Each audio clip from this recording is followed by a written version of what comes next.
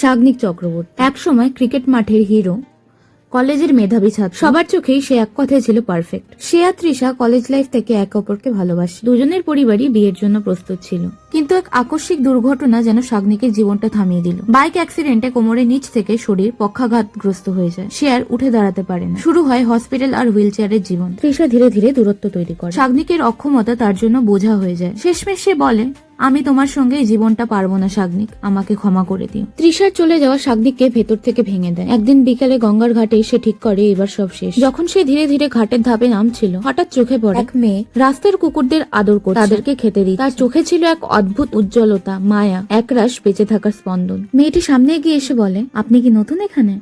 আত্মহত্যা করতে এসছেন বুঝি? সাগ্নিক তখন স্তম্ভিত। মেয়েটি হেসে বলল, জানেন, আমিও একদিন এসেছিলাম এখানেই সব শেষ করতে, কিন্তু তারপর জীবন আমায় নতুন গল্প শুনিয়েছিল। সেই প্রথম পরিচয় সিমন দত্তের সঙ্গে। সেই দিনটা সাগ্নিকের মনে গেঁথে যায়। এরপর প্রায় প্রতিদিনই সে সেই ঘাটে যেতে থাকে।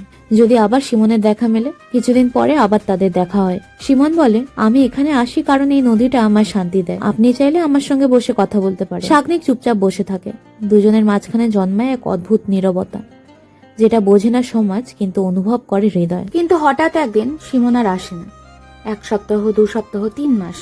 সাগ্নিক আবার পুরনো দুঃখের গভীরে হারিয়ে যেতে থাকে। তখনই একদিন হঠাৎ সিমন ফিরে আসে, চোখে ক্লান্তি, মুখে প্রশান্তি। আজ আমার ডিভোর্স ফাইনাল হলো। অনেক দিনের লড়াই ছিল সাগ্নিক। আমার স্বামী আমার উপর অনেক অত্যাচার করেছে, শারীরিক মানসিক যত রকম ভাবে করা যায়। আমার ইচ্ছেগুলোকে পিষে দিত, কিন্তু আজ আমি মুক্ত। সাগ্নিক তার দিকে তাকিয়েছিল স্তব্ধ। সেই মেয়েটা, যার নিজের জীবনেও যুদ্ধ ছিল, তার মধ্যেও ছিল অপরের জীবনকে জাগিয়ে তোলার শক্তি। দিন যায়, তাদের বন্ধুত্ব গড়ে ওঠে গভীর। সুখ দুঃখ ক্ষত সবকিছু তারা ভাগ করে নেয় এক অপরের সঙ্গে। সাগ্নিকের মনে প্রেমের ঢেউ জাগে, কিন্তু সে কিছু বলে ওঠে না। মনে মনে ভাবে, আমি তো অক্ষম, ওর প্রাপ্য আমি নই। কিন্তু সিমন সব বুঝেও মুখে কিছু বলতো না। একদিন সিমন বলে ফেলে, তুমি কি আমায় বিয়ে করবে সাগ্নিক? সাগ্নিক বোবা হয়ে যায়, চোখে জল চলে আসে। শুধু ফিসফিস করে বলে, আমি তোমার যোগ্য নই সিমন। সিমন হেসে বলে, তুমি শুধু আমার যোগ্যই নও, তুমি আমার যুদ্ধের সঙ্গী। তারা বিয়ে করে। সিমন সাগ্নিককে নিয়ে যায় ইউকেতে উন্নত চিকিৎসার জন্য।